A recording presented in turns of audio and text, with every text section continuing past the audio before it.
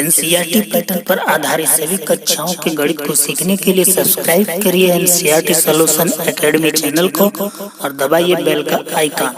इससे हर वीडियो के नोटिफिकेशन आपको मिले सबसे पहले। तो चलिए शुरू करते हैं एनसीईआरटी की हर गणित का वीडियो। आज हम लोग शुरू करेंगे कक्षा 8 का प्रश्नावली 2.2 एक चर वाला रैखिक समीकरण। तो पार्ट 1 में मेरा 9 नंबर क्वेश्चन तक हो चुका था और दूसरा पार्ट ये शुरू होने जा रहा है। दूसरे पार्ट में हम स्टार्ट करेंगे क्वेश्चन नंबर 10 से, क्योंकि इस चैप्टर में काफी सवाल दिए हुए हैं तो वीडियो काफी लंबा हो जाता, इसलिए मैंने इसको 2 पार्ट में बनाया है। तो वीडियो को लास्ट तक देखिएगा, वीडियो समझ में आएगा तो वीडियो को लाइक करिएगा, चैनल को सब्सक्राइब करिएगा और वीडियो को अपने दोस्तों मित्रों में अवश्य शेयर करिएगा।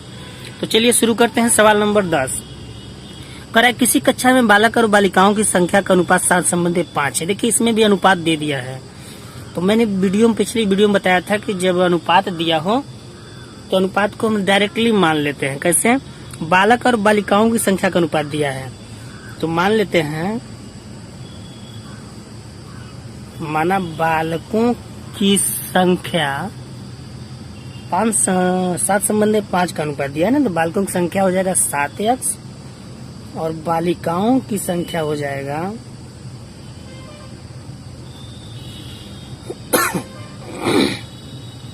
5x। ठीक है। अब कह रहा है यदि बालकों की संख्या बालिकाओं की संख्या से 8 अधिक है तो कक्षा में कुल कितने विद्यार्थी हैं। अब यहाँ लिखेंगे हम प्रश्नानुसार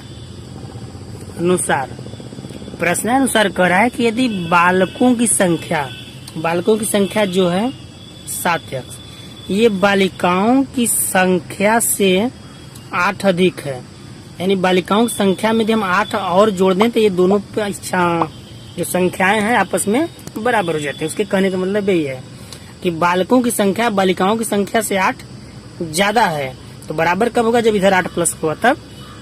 अब इसी को हमको x का वैल्यू निकालना है। तो 7x यहाँ से 5 को इधर लाएंगे तो माइनस में आ जाएगा। इधर क्या बचा? 8। 7 में से 5 गए 2x, इधर 8। x बराबर 8/2, 2 से डिवाइड करेंगे 4, यानी x की वैल्यू कितना मिल गया हमको? 4। अब बालकों की संख्या क्या हो जाएगी? फिर बालकों की संख्या यहाँ पर क्या हमने माना? 7x। तो 7 और x का वैल्यू कितना निकला? 4। 4 रखेंगे तो कितना आ जाएगा? 28। ये बालकों की संख्या हो गया। और बालिकाओं की संख्या इसी प्रकार से निकाल लेते हैं। बालिकाओं की संख्या क्या था? 5x था, तो 5 गुणित x का वैल्यू हम रखेंगे 4। तो 5 चौके 20। ये हो गया बालिकाओं की संख्या। बालक और बालिकाओं की संख्या हो गया। क्वेश्चन करा कक्षा में कुल कितने छात्र हैं, हमको छात्र संख्या बताना है। तो कुल छात्र बालक बालिकाओं को जोड़ देंगे, वही तो कुल छात्र हो जाएगा, यानी 28 और प्लस 20 बराबर कितना? 48 छात्र। ठीक है। चलिए अगला सवाल। 11 नंबर सवाल करा कि बाई चुंग के पिताजी उसके दादाजी से 26 वर्ष छोटे हैं और उससे 29 वर्ष बड़े हैं। तो पिताजी दादा किससे तुलना हो रहा है? बाई चुंग से। बाई चुंग एक व्यक्ति का नाम है, हम उसी को मान लेते हैं कि माना बाई चुंग की जो आयु है 1 वर्ष है और करा उसके जो बाई चुंग के पिताजी उसके दादाजी से 26 वर्ष छोटे हैं और उससे 29 वर्ष बड़े हैं। कौन 29 वर्ष बड़ा है? उसके पिताजी। तो पिताजी की आयु क्या हो जाएगी? आयु इससे 29 वर्ष बड़े हैं, यानी x प्लस 29। ठीक है। और जो दादाजी की आयु है करेक्ट, उसके पिताजी उसके दादाजी से 26 वर्ष छोटे हैं। दादाजी से 26 वर्ष छोटा है कौन? उसका पिताजी। तो मतलब उसके दादाजी इसके आयु से 26 वर्ष ज्यादा होंगे, यानी x प्लस 29 और प्लस ये 26, क्योंकि 26 वर्ष ये ज्यादा है पिता की आयु से। इसको जोड़ लेंगे कितना हो जाएगा? 9 6 15 और 2 2 4 1 5, यानी x प्लस 55 वर्ष तीनों की आयु हो गया। ठीक है। अब सवाल कहता है कि यदि उन तीनों की आयु का योग 135 वर्ष हो प्रश्नानुसार तीनों की आयु का योग 135 वर्ष हो तो उनकी आयु अलग अलग ज्ञात कीजिए। देखिए तीनों की आयु हम ऐड कर लेंगे। अब x प्लस 29 और प्लस x प्लस 55 कह कि तीनों की आयु को जोड़ने पर कितना मिलता है? 135 मिलता है। 135 वर्ष। अब यहाँ x तीन जगह है तो जोड़ने पर कितना हो जाएगा? 3x हो जाएगा। और ये 135 माइनस किसके लिए? इसके लिए जो इधर प्लस में है। 55 29 इसको जोड़ के हम इधर पक्षांतर करने वाले हैं तो कितना हो जाएगा? 9 5 14 5 2 7 1 8 84। अब 3x बराबर 135 में से जब हम 84 निकाल देंगे तो हो जाएगा 5 में से 4 गया 1 और ये 13 में से 8 गया 5 51। ठीक है। अब यहाँ पे x बराबर ये 51 3 इधर आ जाएगा बटे में 3 से काट देंगे तो 3 1 कम 3 और 3 7 21 यानी x की वैल्यू कितना मिल गया? 17 वर्ष। हमको तीनों का अलग अलग आयु पूछा है प्रश्न में। तो जो बाईचुंग की आयु है बाईचुंग की आयु x वर्ष यानी x की जो वैल्यू वही होगा यानी 17 वर्ष। ठीक है। और उसके पिताजी की आयु कितना हो जाएगा? पिताजी की आयु x प्लस 29 है तो x की वैल्यू हमको 17 मिला तो 17 प्लस 29 जोड़ देंगे कितना हो जाएगा? 9 7 16 और 2 1 3 1 4 46 वर्ष। ठीक है। और दादाजी की आयु कितना हो जाएगा? दादाजी का आयु था x प्लस 55 तो x की वैल्यू में रखेंगे 17 और ये 55 तो 17 और 55 जोड़ देंगे तो 7 5 12 और 5 1 6 1 7 यानी 72 वर्ष। ठीक। चलिए अगला सवाल देखिए 12 नंबर क्वेश्चन करा है कि 15 वर्ष बाद रवि की आयु उसकी वर्तमान आयु से 4 गुनी हो जाएगी तो रवि की वर्तमान आयु क्या है? मान लेते हैं रवि की वर्तमान आयु बराबर कितना? x वर्ष। तो कह 15 वर्ष बाद रवि की आयु प्रश्नानुसार अभी x है 15 वर्ष बाद यानी x प्लस 15 वर्ष बाद जो ये आयु है उसकी वर्तमान आयु कितना है? x। इस वर्तमान आयु का कितना 4 गुना हो जाएगा यानी 4x हो जाएगा। ठीक है। तो गाड़ियां चल रही हैं इसलिए आवाज आ जा रहा है हॉर्न का। अब देखिए x को हम एक तरफ करेंगे संख्या को एक तरफ करेंगे। इसको हम इस प्रकार से भी लिख सकते हैं कोई दिक्कत नहीं है। इसको लिख सकते हैं 4x बराबर x प्लस 15 ये कोई दिक्कत नहीं। इधर पक्ष का उधर इधर का पक्ष उधर कर सकते हैं। अब x को एक तरफ करेंगे तो 4x माइनस x बराबर कितना? 15। 4x में 1x निकाल देंगे कितना बचेगा? 3x बराबर 15 यानी x बराबर 15 बटे 3 से जब इसको काटेंगे तो 5 यानी x की वैल्यू कितना मिल गया? 5 वर्ष। यानी उसकी वर्तमान आयु रवि का कितना है? 5 वर्ष है। क्लियर। अगला सवाल देखिए 13 नंबर जो सवाल दिया है ये पहले नंबर सवाल की तरह दिया हुआ है। कह रहा है एक परिमेय संख्या को 5/2 से गुणा करके 2/3 जोड़ने पर -7/12 प्राप्त होता है तो वह संख्या क्या है? परिमेय संख्या की बात कर रहा है तो मान लेते हैं माना वह संख्या x है। ठीक है। अब प्रश्नानुसार एक परिमेय संख्या को 5/2 से गुणा यानी जो संख्या है इसको क्या करता है? 5/2 से पहले गुणा करता है। गुणा करने के बाद उसमें 2/3 जोड़ता है प्लस 2/3 जोड़ने पर कह कि -7/12 प्राप्त होता है। अब इसी को हमको हल करना है। तो देखिए यहाँ इसका हम 5x में मल्टीप्लाई कर लेंगे तो हो जाएगा 5x/2 बराबर ये -7/12 है। ये प्लस में इसको इधर ले जाएंगे तो -2/3 हो जाएगा। ठीक।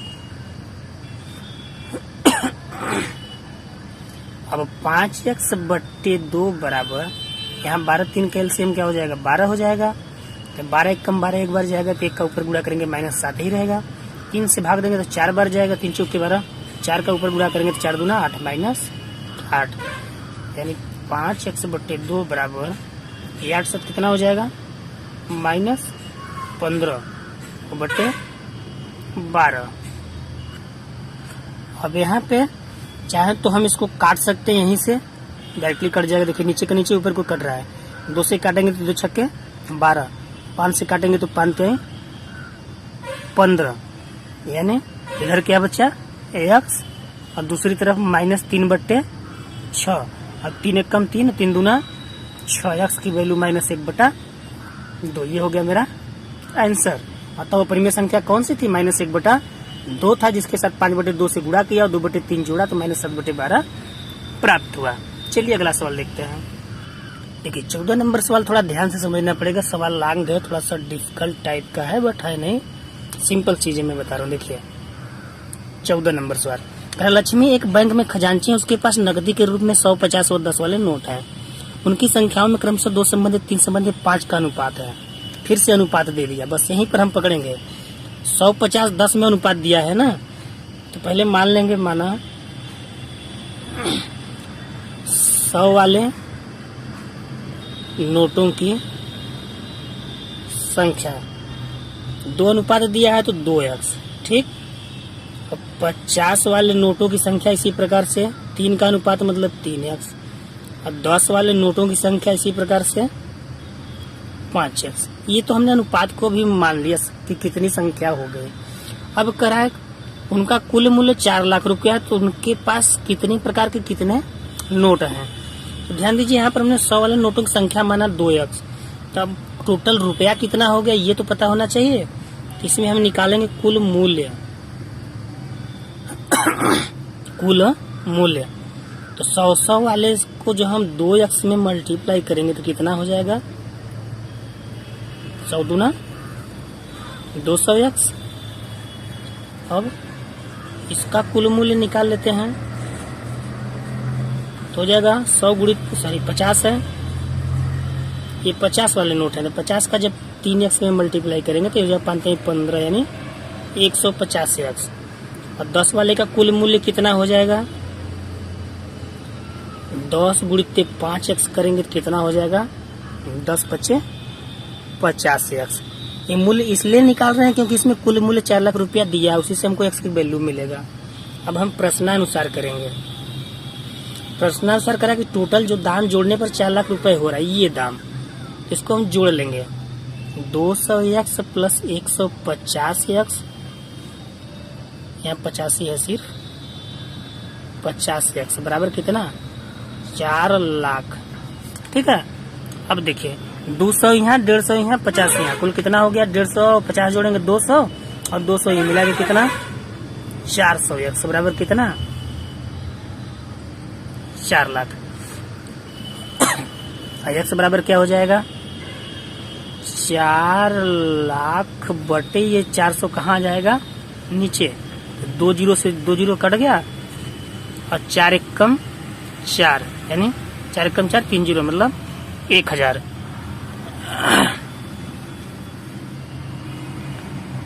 यानी x की वैल्यू कितना मिल गया 1000। हमको निकालना है नोटों की संख्या, अब इसी से हम निकालेंगे नोटों की संख्या। अब 100 के नोटों की संख्या कितनी हो गई, 100 के नोटों की संख्या हमने कितना माना था 2x, x की वैल्यू 1000। तब जब 2x की जगह में रखेंगे 1000 तो रिजल्ट कितना आएगा, मतलब 2100 के नोट हो गए। अब निकालना है 50 के नोटों की संख्या। तो 50 के नोटों की संख्या हमने कितना माना था 3x माना था, तो ये 3 गुणित 1000 मतलब 3000 नोट 50 के हो गए। इसी प्रकार से हम 10 के नोटों की संख्या निकाल लेंगे। 10 के नोटों की संख्या हमने 5x माना था, तो 5 गुणित 1000 मतलब ये नोटों की संख्या निकला हुआ है, ठीक। हमको नोटों की संख्या ही पूछा था, कुल मूल्य पूछता तो हम x की वैल्यू इसमें रखते हैं, जब x की वैल्यू इसमें रखते तो कुल मूल्य मेरा निकल जाता है। चलिए अगला सवाल देखते हैं। देखिए जो 15 नंबर सवाल दिया है सेम टू सेम 14 की तरह ही दिया हुआ है, तो मैं इसको समझा के समीकरण बना दे रहा हूँ, बाकी आप लोग हल करके निकाल लीजिएगा। ठीक है, करें मेरे पास 300 रुपए के 1, 2 और 5 वाले सिक्के हैं। 2 वाले सिक्कों की संख्या 5 वाले सिक्कों की संख्या की तिगुनी है और सिक्कों की कुल संख्या 160 है। तो मेरे पास प्रत्येक प्रकार के कितने सिक्के हैं, थोड़ा सा डिफरेंस है। तो देखिए इसमें अनुपात नहीं दिया मगर एक चीज दे दिया। क्या दिया है कि 2 वाले सिक्कों की संख्या 5 वाले सिक्कों की संख्या की तिगुनी है। तो मतलब 5 वाला हम यहाँ पर मान लेते हैं कि माना 5 वाले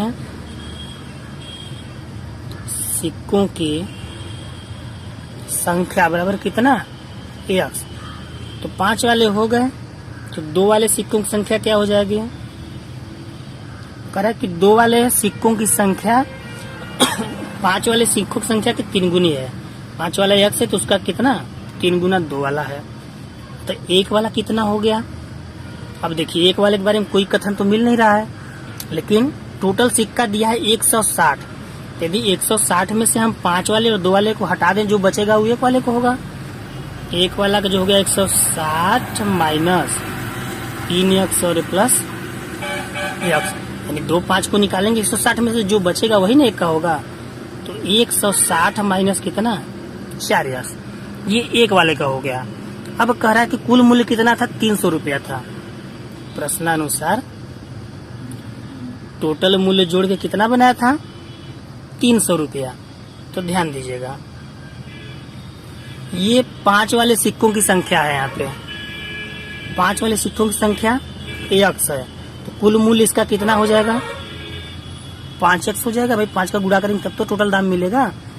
और 2 वाले सिक्कों की संख्या 3x है, तो कुल मूल्य 2 3 6x प्लस 1 वाले सिक्कों की संख्या 160 माइनस 4x। 1 का गुणा करेंगे तो यही रहेगा 160 माइनस 4x ही रहेगा, बराबर कुल टोटल मूल्य जोड़ने पर कितना आया, 300 रुपया। ये प्रश्न करा, इसी को हल करके आप x की वैल्यू निकाल लीजिएगा, फिर वापस x का मान इन तीनों में क्रमशः रखेंगे तो सिक्कों की संख्या निकल जाएगा।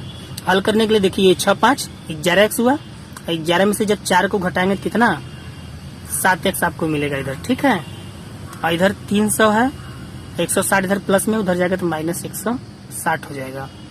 और 7x से बराबर जब 300 में से 160 निकालेंगे तो बचेगा 140। ठीक है, अब x बराबर क्या हो जाएगा 140 बटे 7, 7 से डिवाइड करेंगे 7 दूना 14, यानी x की वैल्यू कितना मिल गया 20। यानी 5 वाले सिक्कों की संख्या हमने x माना था, तो 5 वाले सिक्कों की संख्या कितना निकल गया 20। अब यहीं पर आप उसको क्लियर कर लेंगे। 5 वाले सिक्कों की संख्या 5 के सिक्कों की संख्या आप लोग कर लीजिएगा। ठीक है, x माना था तो कितना हो गया 20 हो गया, और 2 वाला कितना 3x माना था, x की जगह हम 20 रखेंगे तो 2 वालों को 20 दें कितना हो जाएगा 60 हो जाएगा। और 1 वाला 160 माइनस 4x, 1 वाले की संख्या कितना हो जाएगा 160 माइनस 4x है, तो x की जगह हम रखेंगे कितना 20, 20 चौका 80, 160 में 80 निकालेंगे कितना आ जाएगा 80। मतलब 5 वाले संख्या के सिक्कों की संख्या 20, 2 वालों का 60 और 1 वालों का 80। ठीक है, चलिए अगला सवाल देखते हैं। देखिए इस चैप्टर का आखिरी सवाल मतलब सवाल नंबर 16। एक निबंध प्रतियोगिता में आयोजकों ने तय किया कि प्रत्येक विजेताओं को 100 और विजेताओं को छोड़कर प्रत्येक जो प्रतिभागियों को 25 रुपए का पुरस्कार के रूप में दिए जाएंगे। तो यदि पुरस्कार में बांटी गई कुल राशि 3000 थी, तो कुल 63 प्रतिभागियों में विजेताओं की संख्या क्या थी। टोटल प्रतिभागी 63 है, विजेताओं की संख्या पूछ रहा है, नहीं पता है तो हम मान लेंगे। माना विजेताओं की संख्या बराबर x। ठीक है,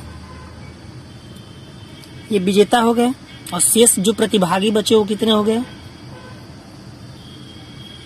शेष प्रतिभागी कुल 63 थे, तो 63 में से हम विजेताओं को निकाल देंगे तो जो बचेगा वो क्या होगा, शेष प्रतिभागी होगा। अब हम चलते हैं प्रश्नानुसार। प्रश्नानुसार कह रहा है कि जो विजेता है उसको 100 रुपया और जो प्रतिभागी है उसको 25 रुपया।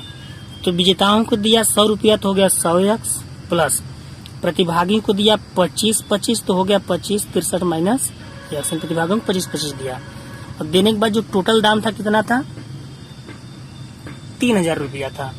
इसी को हल करके हमको x का निकालना है वैल्यू। चलिए हल करते हैं। तो 100x प्लस 25 का 63 में हम गुणा करेंगे, कितना हो जाएगा 25 टाइम 75 के 5 हासिल लगा 60 और 25 छक्का हो गया 56 30 और 6 गुना 12 3 15। 25 छक्का होता है 150 में 7 जोड़ लेंगे तो कितना हो जाएगा 157 यानी 1575 माइनस 25 का x में गुणा करेंगे तो हो जाएगा 25x बराबर में 3000। x एक तरफ बाकी एक तरफ हल करना है। तो 100x में से 25x घटाएंगे तो बचेगा क्या 75x। ये 3000 माइनस 15 75 को इधर लाएंगे तो 75x बराबर 3000 में से 1575 निकाल दिए तो बचा कितना 1425 बचेगा। अब x बराबर हो जाएगा ये 1425 बटे 75 से इसको हम काट लेंगे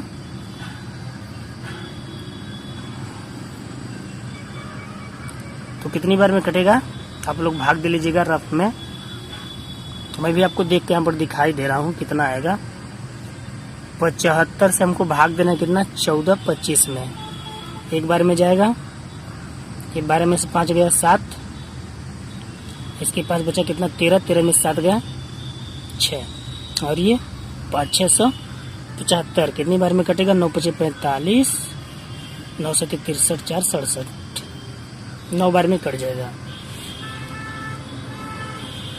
ठीक है। तो टोटल x की वैल्यू काटने पर कितना मिला हमको x बराबर 19 यानी कुल विजेताओं की संख्या हमने x माना था तो विजेताओं की संख्या कितना हो गया 19 यानी 19 विजेता हो गए। ठीक। यदि लगता है कि वीडियो से आपने कुछ सीखा तो वीडियो को लाइक करिएगा और चैनल को सब्सक्राइब करके वीडियो को शेयर करिए जिससे चैनल मेरा ग्रोथ कर जाए। ठीक है। इसी प्रकार से मैं अच्छी वीडियो आप लोग के लिए लाता रहूंगा। तो बने रहिए एनसीईआरटी सॉल्यूशन एकेडमी चैनल पर, देखते रहिए सीखते रहिए एनसीईआरटी पैटर्न की गणित यूपी बोर्ड। धन्यवाद।